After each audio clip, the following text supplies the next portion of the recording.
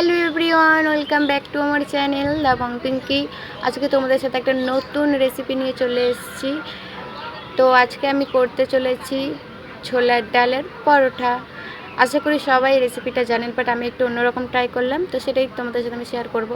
এদিকে দেখো, আমি ডাল করে নিয়েছি, ভিজিয়ে রেখে দিয়েছিলাম। তো এটা এখন আমি মিক্সার গ্রাইন্ড করে নেবো।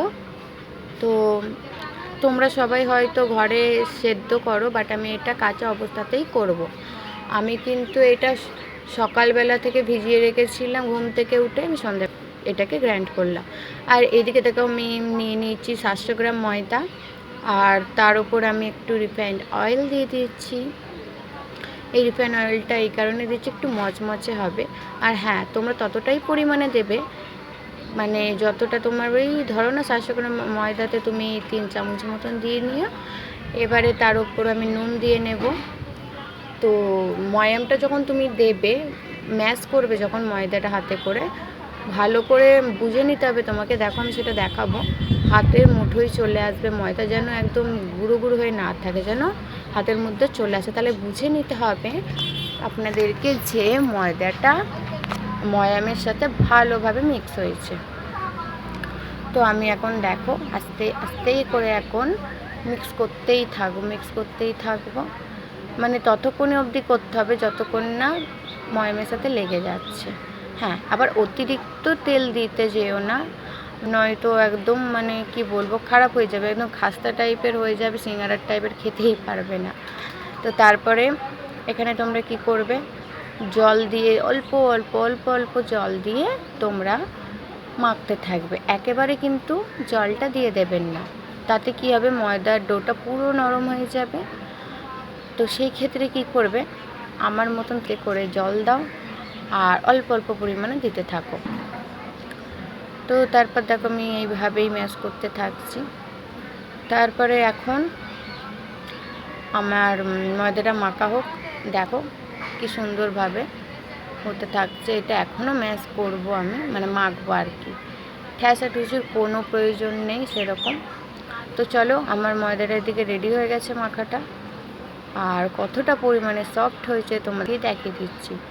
তারপরে তোমরা কি করবে, ওপর থেকে যখন মাখা হয়ে যাবে, সাদা অয়েল নেবে, নিয়ে তোমরা এপিঠ ওপিঠ পুরো মাখিয়ে এখন রেখে দাও আধা ঘন্টা মতন। ঠালা ঢাকা দিয়েও রাখতে পারো, আবার আপনারা এটাও করতে পারেন, একটা পাতলা রুমাল হোক, কাপড় হোক পরিষ্কার, ওটা মানে একটু ভেজা কাপড় হয় যেহেতু, দিয়েও রাখতে পারেন, তার উপরেও থালা দিতে পারেন। তো এদিকে আমি চলো আধা ঘন্টার জন্য রেখে দিচ্ছি এখন। আর এদিকে আমি একটা কড়াই বসিয়ে নিয়েছি। তো এই কড়াইটা গরম করতে দিয়ে নিয়েছি।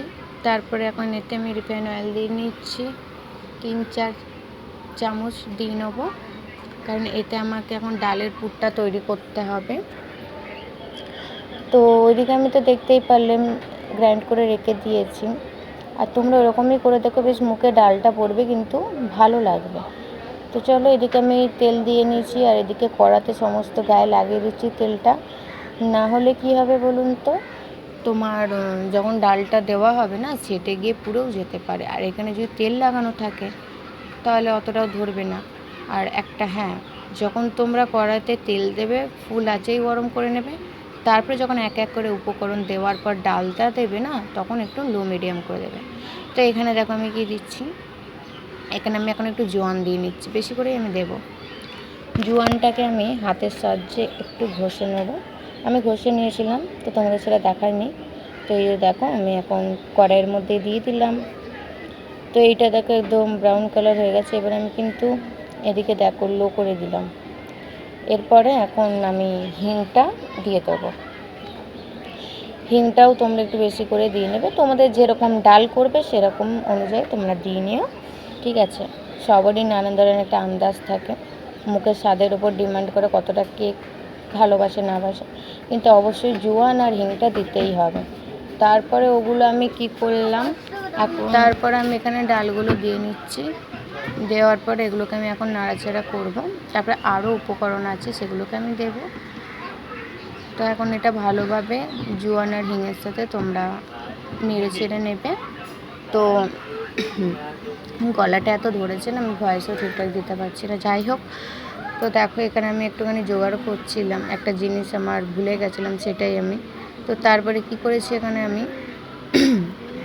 আমি যেই ভুলটা করছি তোমরা করবে না। প্রথমে কিন্তু ডালটা তেলের সাথে ভালো করে নেড়ে নেবে, ঠিক আছে, জোয়ান আর হিং দেওয়ার পরে বাকি মশলাগুলো দেবে। তো আমি সেটা কি করেছি, আগে দিয়ে ফেলেছি। তো যাই হোক, তারপর আমি এখন দিয়ে নিয়েছি জিরে গুঁড়ো, লঙ্কা গুঁড়ো, দেওয়ার পর নুনটাও দিয়ে নেবে, তোমাদের স্বাদ অনুযায়ী নুনটা দিও, কম বেশি করে যে যেরকমটা মনে করেন। আর দেবে হালকা হলুদ দেবে, ঠিক আছে। এই যে আমি নুন দিয়ে নিচ্ছি।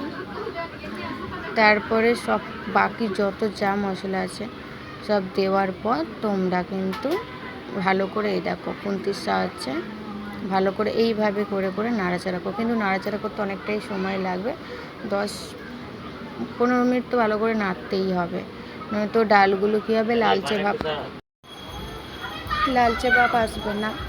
তো তার কারণে কী হবে, পুরটা যখন তুমি দেবে ময়দার সাথে লেগে যেতে পারে। তো এখানে করকরে পুরো করতে হবে আপনাদেরকে।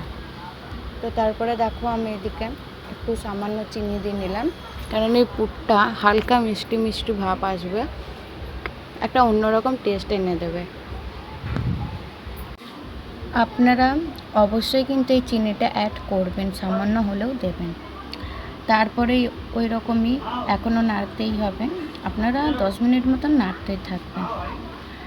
তো একদম দেখবেন একে অপরের গা থেকে ছিঁড়ে যাচ্ছে ডালগুলো, আর তোমার একটু লাল কালার চলে আসবে, মানে ডিপ লাল না, একটু ব্রাউন টাইপের। তো তারপরে এইদিকে আমার দেখো সম্পূর্ণ রেডি হয়ে এসছে, ঠিক আছে। তো এবারে আমি লেচিগুলো করে নিচ্ছি। আর ময়দাটা দেখতে পাচ্ছেন কতটা সফট হয়েছে, একদম হাত দিয়েই চলে আসছে। আপনারা এক কাজ করবেন, আপনারা যতটা পরিমাণ ময়দার ডোটা করবেন ততটা পরিমাণের মতনই আপনারা ডালের পুরটা দেবেন। তো এখানে আমি একটা ভুল করেছিলাম, যে ডালের পুরটা অনেক কম করে ফেলেছিলাম, তো আমাকে অনুযায়ী মতন দিতে হয়েছে। তো আপনারা সেটা একদমই করবেন না, অন্তত 700 গ্রাম ময়দাতে আপনারা পরিমাণ মতন ডালটা নেবেন। তো তারপরে আমি একের পর এক লেচি করেই যাচ্ছি, আর এদিকে কিন্তু সবাই মিলে আমার সাথে হেল্প করছিল, ঠিক আছে। তো আমি তো সেরকম রান্নার ব্লগ দিই না, আপনারা সেটা জানেনই। তো যেহেতু আমি ডেলি ব্লগ দিই, শেয়ার করি, আমি যেটা ঘরে নিত্য নতুন তৈরি করি তো সেটা আপনাদের সাথে আমি শেয়ার করি। তো এদিকে আমি কটা পুর করে তো আপনাদেরকে দেখাচ্ছি। তো এই যে 2 আঙুল চেপে চেপে চেপে চেপে এইভাবে একটা টুপির মতন করে নিতে হবে, কোল টাইপের। তারপরে আপনারা পুরটা এর মতো দেবেন। তো এই দেখো আমি 2 চামচ মতন তুলব,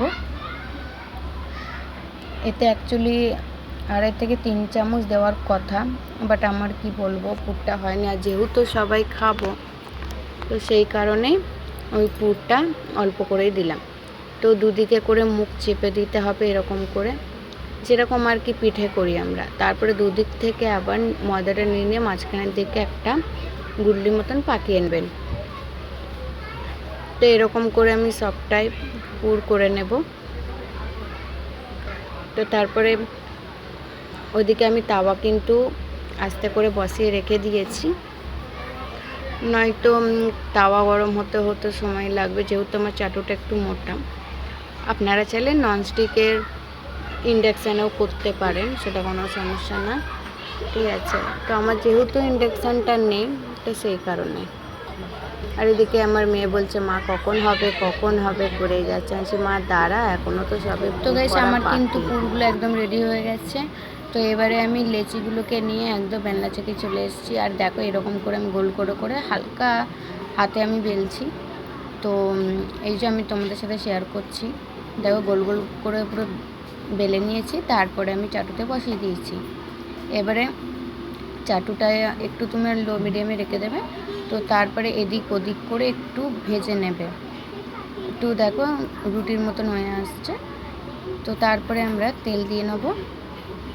অল্প পরিমাণ করে করে তেল দেবে, বেশি তেল দিয়ে জ্যাপে করতে যাবেন না। তো যেহেতু ডাল ভরা তো তেল একটুখানি ভেতরে ঢুকে গেলে একদম বিচ্ছিরি লাগবে খেতে। তো তারপরে আমি এরকম খুন্তির সাহায্যে চারিদিকটা নেড়ে নেড়ে নেড়ে নেড়ে একটু লাল কালার মতন করে নেবো।